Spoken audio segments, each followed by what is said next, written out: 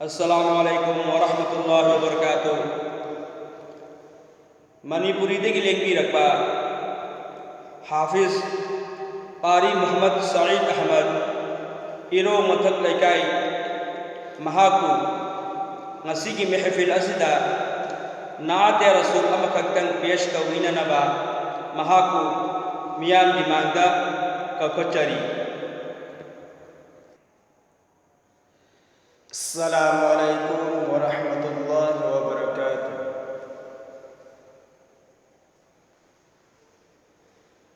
Aikhoigi rasul sibado ummat buyan sidabani ummat buyan sidabani aikhoigi rasul sibado ummat buyan sidabani ummat buyan sidabani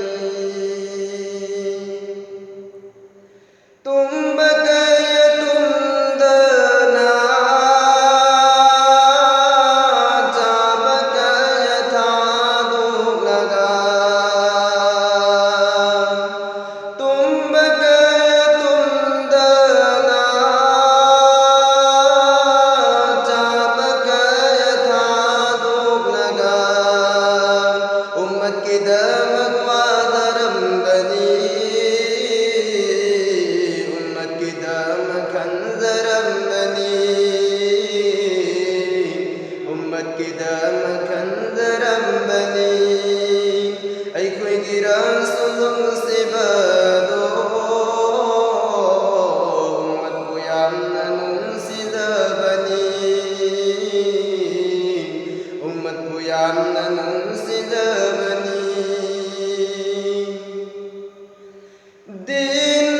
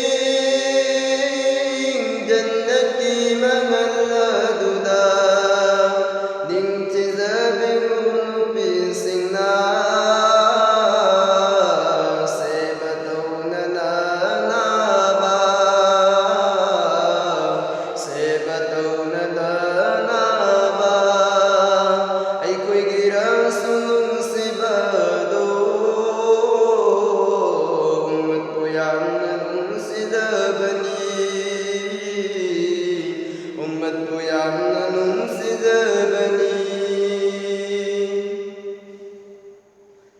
ꯏꯁꯂꯥꯝꯒꯤ ꯄꯟꯕꯨ ꯅꯤꯡꯈꯥꯏꯔꯛꯇꯧꯔꯦ ꯀꯟꯕꯤꯅꯕ ꯂꯩꯁꯤꯜꯂꯛꯇꯔꯦ इस्लाम की पनबुनी खैरतौरे कन्बिना बनै सिलक्तरे उम्मत की पांगलोई सिलक्तौरे ईमान की पांगलोई सिलक्लिने ईमान की पांगलोई सिलक्लिने अखोइगी रसूल सिबदो उम्मत को यामना नुंसिदबनी